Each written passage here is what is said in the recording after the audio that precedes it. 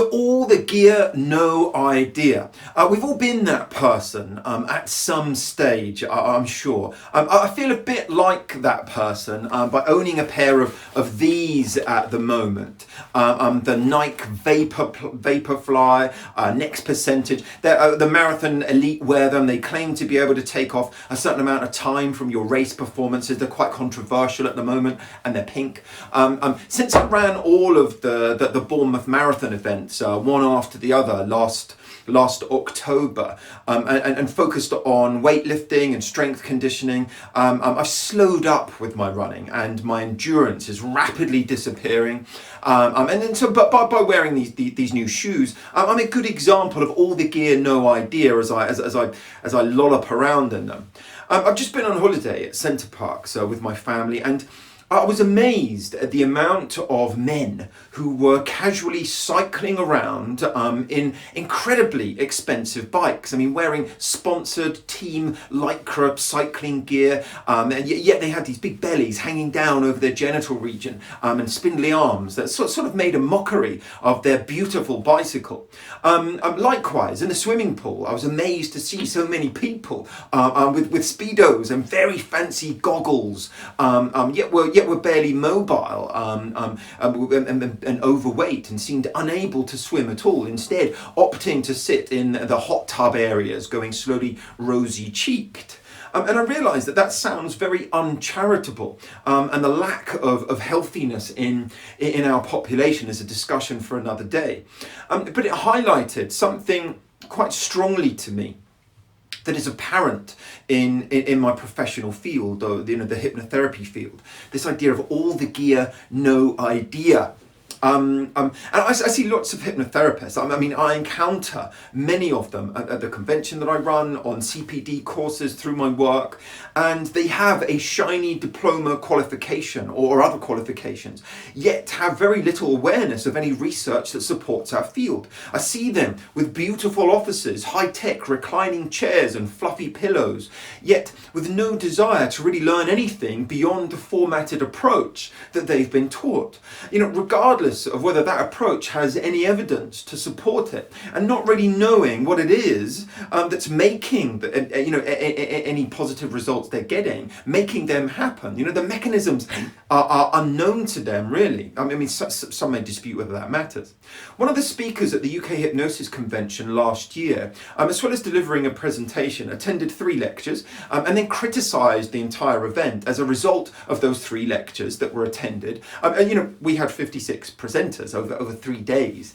In the comments of the ensuing blog review offered up by this person, someone wrote in the comments, like I said, that Adam Eason, as organiser of the UK Hypnosis Convention, was simply trying to gain acceptance from the conventional medical community with the way in which I was running the event. Like this was somehow a bad thing.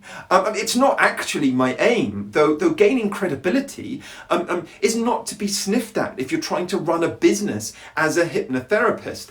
And very few manage to do so effectively because of the lack of regard from the conventional medical agencies and society at large, wider society. At the event, we do steer it away from some of the nonsense and the woo, but still embrace the rich diversity of the field.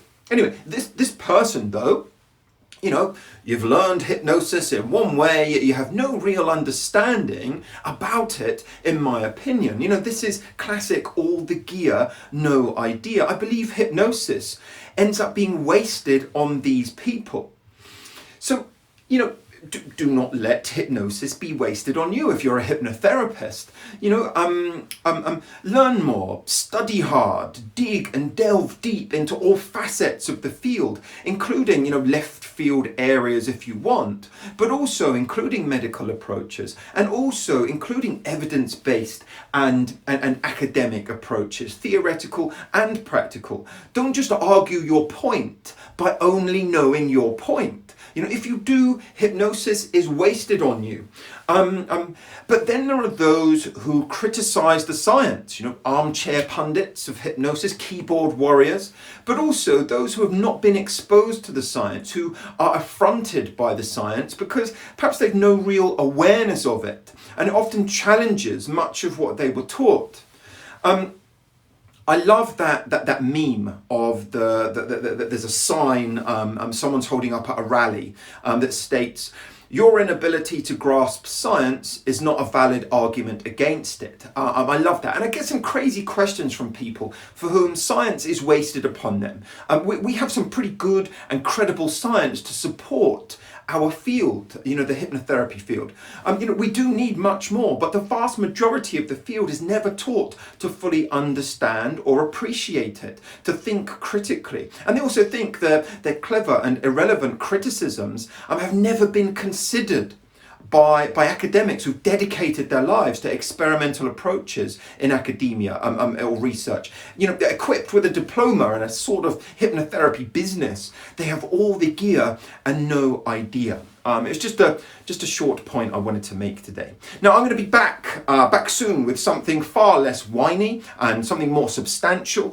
Do subscribe to this channel and do go visit my college website and get some high quality education in this field, either in class or our online platforms for training. I send you my very best wishes. Goodbye for now.